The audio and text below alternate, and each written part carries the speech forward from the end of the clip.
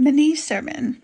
Joseph did everything right and met the expectations placed on him by the society of his day, and he understandably expected to receive what he had been promised, which would be a wife and then in the future children.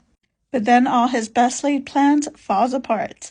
Mary is pregnant and he is not the father, and there's no need for a first century Roman equivalent of Maury to say that. So, understandably, Joseph thought Mary had betrayed him. She hadn't done what was expected of her, and now the societal and religious consequences would be drastic, admittedly more so for Mary than Joseph. But even though Joseph didn't face death, he did face humiliation. And in a society dominated by patriarchy, humiliation and shame aren't just about being embarrassed in front of others, but have very real consequences that impacts one's livelihood and one's ability to marry and have children, which in that society were definitely important social markers.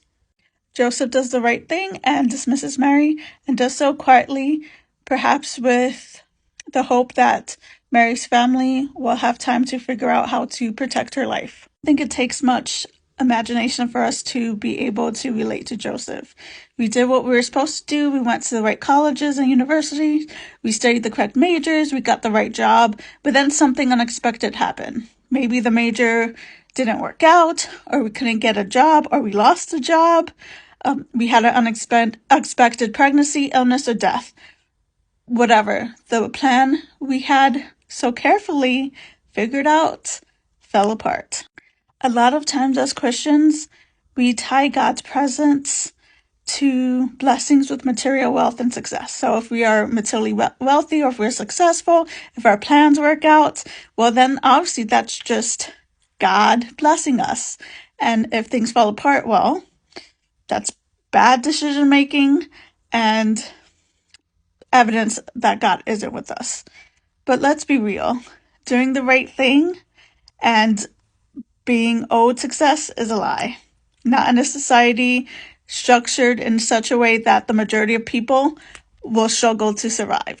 In addition, God's definition of success isn't the same as society's definition of success.